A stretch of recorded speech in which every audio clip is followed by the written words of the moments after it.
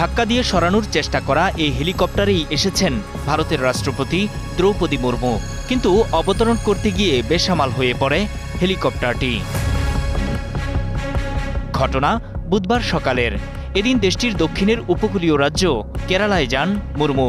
উদ্দেশ্য সাবরিমালা মন্দির দর্শন। কিন্তু শেষ মুহূর্তে বৈরী আবহাওয়ার কারণে অবতরণের জায়গা পরিবর্তন করা হয়। পরিকল্পনা ছিল নীলাক্কাল এলাকায় অবতরণের, কিন্তু বিকল্প হিসেবে বেছে নেওয়া হয় প্রমোদমের রাজীব গান্ধী ইনডোর স্টেডিয়ামের হেলিপ্যাড।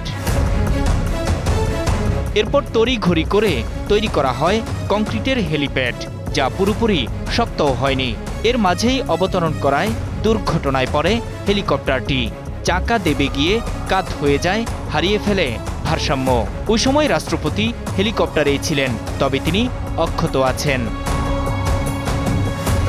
এরপর তৎক্ষণাৎ দমকল ও পুলিশ সদস্যরা ছুটে আসেন। ধাক্কা দিয়ে নিরাপদ স্থানে সরিয়ে নেন হেলিকপ্টারটি।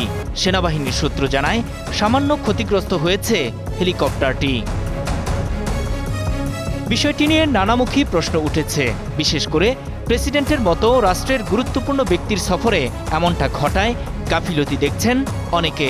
অবশ্য এরই মধ্যে নিরাপত্তা ব্যবস্থা কেমন ছিল তা নিয়ে শুরু হয়েছে তদন্ত। এদিকে এ দুর্ঘটনায় উদ্বেগ জানিয়ে রাষ্ট্রপতিকে ফোন করেন দেশটির প্রধানমন্ত্রী নরেন্দ্র মোদি। নূর মোহাম্মদ, স্টার নিউজ।